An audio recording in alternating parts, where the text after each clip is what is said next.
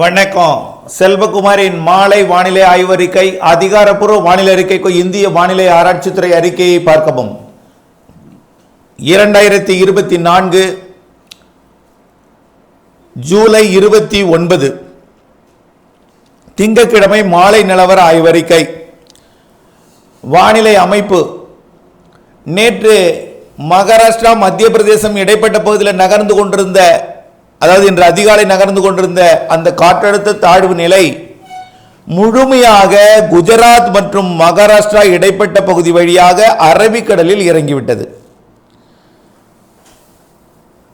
புதிய வளிமண்டல சுழற்சி தற்பொழுது மேற்கு வங்கம் ஒடிசா இடைப்பட்ட பகுதி முதல் ஜார்க்கண்ட் மற்றும் சத்தீஸ்கர் பகுதி வரைக்கும் உள்ளே நுழைந்து கடலிலும் தரையிலுமாக வளிமண்டலத்தில் கடலிலும் தரைக்கும் கடற்பரப்பிற்கும் தரைப்பரப்பிற்கும் மேலே வளிமண்டலத்தில் சுழன்று கொண்டிருக்கிறது.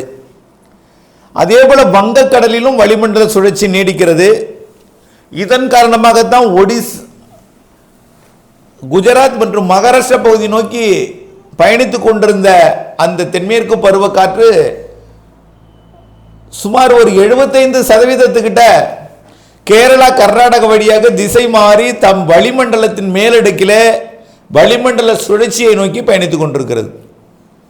தரையில் இல்லை. ஆனாலும் தென்மேற்கு பருவமழை கேரளாவிலும் கர்நாடகாவிலும் சற்று தீவிரமடைந்திருக்கிறது. நீலகிரி மாவட்டத்தில் நேற்றைக்கு ஒரு 7-8 சென்டிமீட்டர் வரைக்கும் மழை பொழிவு கொடுத்திருக்கிறது.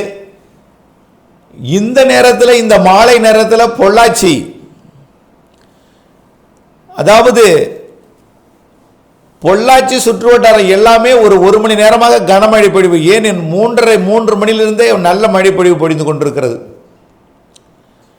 இப்பொழுதுதான் உடுமலைப்பேட்டை சுற்றுவட்டாரம் பொழிந்து கொண்டிருக்கிறது. நேகமம், கருமாபுரம், காட்டம்பட்டி, தாசநாயக்கபாளையம், செஞ்சேரி மலை எல்லாம் நல்ல மழை பொழிந்திருக்கும். ஒரு நனைக்கு மழையாவது அந்த சுற்றுவட்டார பகுதியில் கிடைத்திருக்கும். குறைஞ்சபட்ச மழை, நல்ல மழை பொழிவு. நேற்றைக்கு 5 சென்டிமீட்டர் பொள்ளாச்சி வடகிழக்கு கிடைத்தது. இன்றைக்கும் அதே இடத்துல 2 உழவு மழை, சுமார் 5 சென்டிமீட்டர் மழை இன்றைக்கும் கிடைத்திருக்கிறது. அதே போல ஒட்டுமொத்த கேரளாவின் எல்லையோர மேற்கு தொடர்ச்சி மலையில், தமிழ்நாட்டின் எல்லையோரத்தில் கன்னியாகுமரி, திருநெல்வேலி, தென்காசி எல்லாமே இன்றைக்கு இரவு மழைப்பொழிவு காத்திருக்கிறது. தமிழ்நாட்டிலும் உள்பகுதியில் எதிர்பார்த்து கொண்டிருந்த வெப்பசலன இடிமழை பொழிவு தொடங்கிவிட்டது. இந்த மாலை நேரத்தில் பார்த்தீங்கன்னா சேலம், நாமக்கல் இடைப்பட்ட பகுதியில் மழை பொழிவு, காவிரி பாய்ந்து கொண்டிருக்கக்கூடிய வழித்தடத்தில் கூட சாரல் மழை பொழிவு காணப்படுகிறது.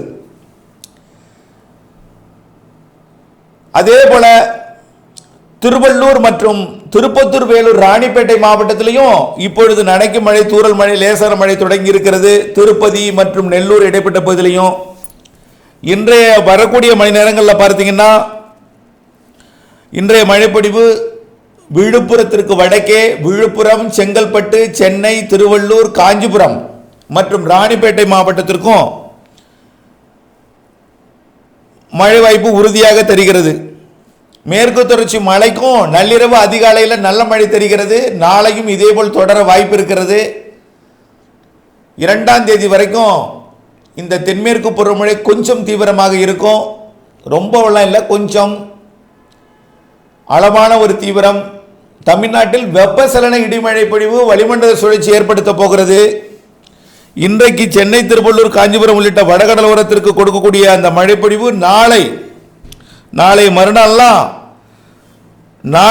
மறுநாள் நம்ம காலை அறிவித்தது போலவே அனைத்து வட உள் மாவட்டங்கள் ஆங்காங்கே கிருஷ்ணகிரி, தர்மபுரி, சேலம், நாமக்கல் மற்றும் திருப்பத்தூர், வேலூர், ராணிப்பேட்டை, திருவண்ணாமலை, சென்னை, திருவள்ளூர், காஞ்சிபுரம், செங்கல்பட்டுக்கு நல்ல மழை பொழிவை காத்திருக்கு.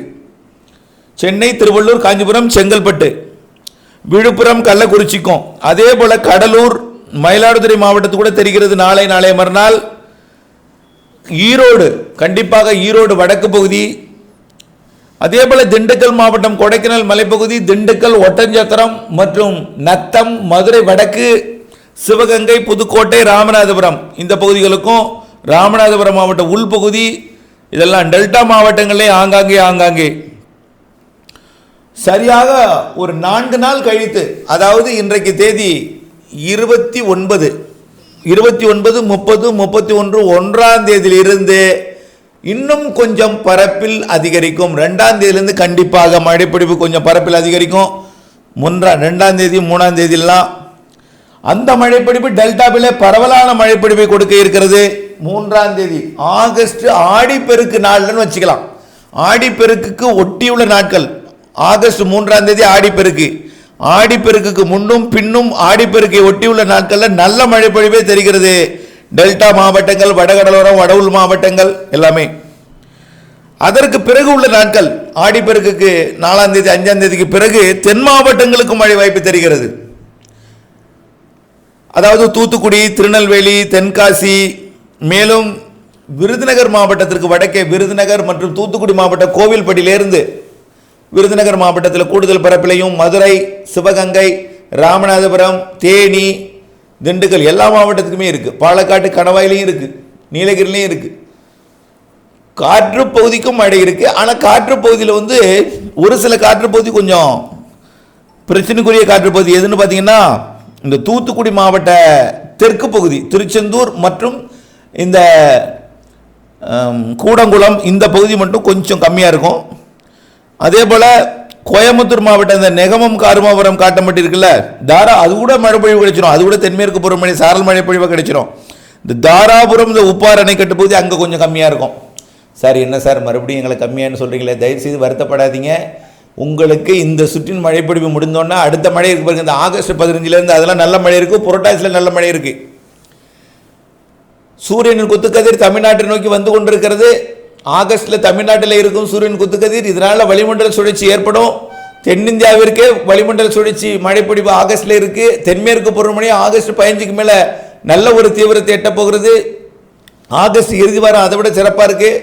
அதே நேரத்தில் செப்டம்பர், அக்டோபரில் காற்று பகுதிக்கும் மழை கொடுக்கும். புரட்டாசியில் காற்று பகுதிக்கும் மழை கொடுக்கும். எல்லா காற்று பகுதிங்க புரட்டாசியில் நல்ல மழை இருக்குது. ஆக மழைப்பொழிவு தாமதம் ஏற்படுகிறதே தவிர இந்த காற்று பகுதி என்பது தென்மேற்கு பருவமழை காலத்தில் மழை பொழியாது. தென்மேற்கு பருவமழை ரொம்ப நிசப்தமாக, தென்மேற்கு காற்று ரொம்ப நிசப்தமாகி புழுக்கமானதா மழைப்பொழிவு கிடைக்கும். அது இல்லாமல் வளிமண்டல சுழற்சி ஏதாவது ஏற்பட்டு ஒன்றிணைந்த ஒரு காற்றோட திசையை மாற்றி அப்பொழுது மழைப்பொழிவை கொடுக்கும். அந்த அமைப்பெல்லாம் ஏற்பட போகிறது, கவலைப்படாதீங்க. இப்பொழுது தென்மேற்கு பருவமழை திருப்தியாக பெய்து அணைகளை நிரப்பி கொண்டிருக்கிறது. அதில் நாம் மகிழ்ச்சி அடைவோம். அடுத்தது உள்பகுதிகளில் டெல்டா போன்ற பகுதிகளுக்கெல்லாம், வடகடலோரம், வட உள் மாவட்ட பகுதிகளுக்கெல்லாம் கொடுக்க போகிறது. சிவகங்கை, ராமநாதபுரம் மற்றும் ராமநாதபுரம் உள்பகுதி மற்றும் புதுக்கோட்டை மாவட்டத்திற்கு, கரூர் மாவட்டம், திருச்சி மாவட்டத்துக்கெல்லாம், நாமக்கல், சேலம், கிருஷ்ணகிரி, தருமபுரி, ஈரோடெல்லாம் அதுக்கு அடுத்தபடியாக காற்று பகுதி கிடைக்கும் என்பதை நினைவில் கொள்ளுங்கள்.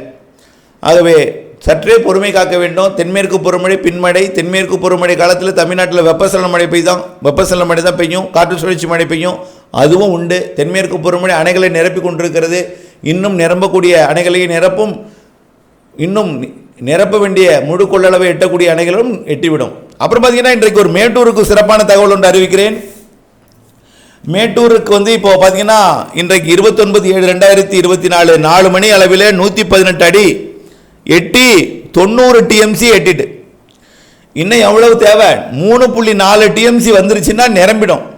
93.47 டிஎம்சி தான் மேட்டூரோட முழு கொள்ளளவு. 121 அடி வரைக்கும் கூட நிரப்புவாங்க. நாளைக்கு அது நிரப்புவாங்க, நிச்சயமாக நிரப்புவாங்க. 121 அடியும் மேலே போக போக தான் இன்னும் பார்த்தீங்கன்னா தருமபுரி மாவட்டம்லாம் அப்படியே நிரம்பும். உள்ளே போய் ஒகேனக்கல் வரைக்கும் ஏறி நிற்கும். ஆகவே மணிக்கு வரத்து எவ்வளவுன்னா இப்போ பார்த்தீங்கன்னா 1,05,000 கனடி வந்துட்டு இருக்கு. இது 1,05,000 என்பது 1,00,000 குறையும், 95,000 குறையும், 90,000 குறையும், 85,000 குறையும்.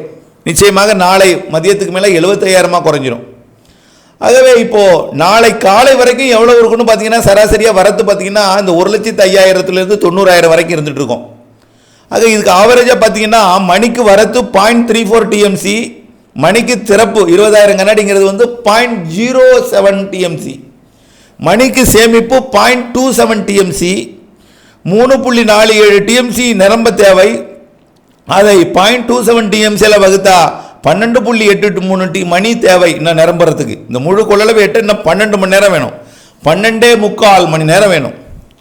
ஆகையின் காரணமாக 4 மணிக்கு அது 90 அடினா இன்னும் நிரம்புறதுக்கு அதுலேருந்து ஒரு 12 மணி நேரம், நாளை காலை அதுலேருந்து ஒரு 3/4 மணி நேரம், 4:45 5 மணிக்கு தான். நாளை காலை 30ஆம் தேதி காலைக்குள் நிரம்பும்னு சொன்னோமா, அதே போல் 30ஆம் தேதி காலை 4:45 5 மணி 5:30க்குள்ளே நிரம்பிடும், 5:45க்குள்ளே நிரம்பிடும்.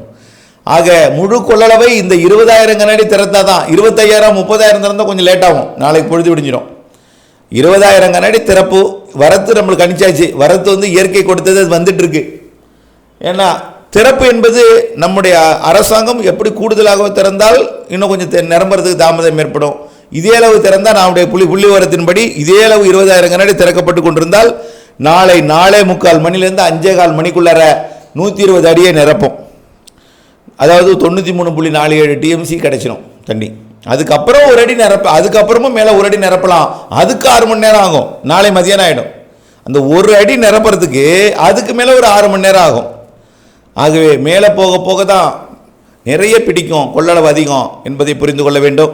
ஆகவே நாளை அதிகாலை நிரம்புகிறது மேட்டூர். இன்னும் 2 அடி தானே சார், கடற்கடன்னு ஒரு 2 மணி நேரத்தில் நிரம்புன்னு நீங்கள் நினைக்கலாம். அப்படி இல்லை, 0.27 1 மணி நேரத்துக்கு 1/4 டிஎம்சி தான் நிரம்புது. நமக்கு தேவை 3.5 டிஎம்சி இன்னும் வேணும் நிரப்புறதுக்கு தண்ணி.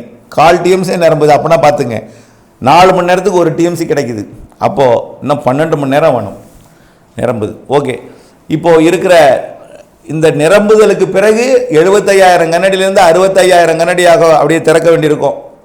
கொஞ்சம் கொள்ளிடத்துக்கு திறக்க வேண்டிய நிலை ஏற்படலாம் நாளை மறுநாள். மேட்டூரில் நாளைக்கு ஒரு 75,000 கனஅடி திறக்கப்பட வாய்ப்பு இருக்கிறது. அந்த 75,000 திறந்ததுக்கப்புறம் நாளை மறுநாள் அது 65,000 குறைந்து அப்புறம் 50,000 குறைக்கப்பட்டு அப்புறம் அப்படியே 35,000 குறைந்து 25,000 வந்து 20,000 குறையாமல் தண்ணீர் வந்து கொண்டிருக்கும். திறப்புக்கேற்ற வரத்து இருந்து கொண்டே இருக்கும். திறப்பும் வரத்தும் சமமாகவோ அல்லது திறப்பை விட கூடுதல் வரத்து இருந்து கொண்டிருக்கும் என்பதில் மாற்றமில்லை. தொடர்ந்து வானிலை அப்டேட்ஸுடன் இணைந்திருங்கள். மீண்டும் ஒரு முறை வெப்பச்சலன இடிமழை பிடிப்பு இன்றைக்கு வடகடலோரம் வட உள் மாவட்டங்கள், நாளை டெல்டா மாவட்டங்களுக்கும் நாளை மறுநாள் முதல் பெரும்பாலான மாவட்டங்களுக்கும் 1ஆம் தேதி ஆடிப்பெருக்குக்கு முன்னும் பின்னும் பரவலான மழைப்பிடிப்பு இருக்கிறது. இடிமழைப்பிடிப்பு மாலை இரவு 15ஆம் தேதி வரைக்கும் கொஞ்சம் நல்ல ஒரு மழைப்பிடிப்பு தமிழ்நாட்டுக்கு இருக்கிறது. தென்மேற்கு பருவமழை அவ்வப்பொழுது இருந்து கொண்டே இருக்கும். இன்றைக்கு தென்மேற்கு பருவமழை கொஞ்சம் தீவிரமாக இருக்கிறது. நாளை அதிகாலை கூட இருக்கும், கொஞ்சம் தீவிரமாக இருக்கும். தொடர்ந்து வானிலை அப்டேட்ஸ் மாறுதலிருந்து திட்டமிட்ட பணி செய்யலாமடே அன்போடு கேட்டுக்கொள்கிறேன். நன்றி.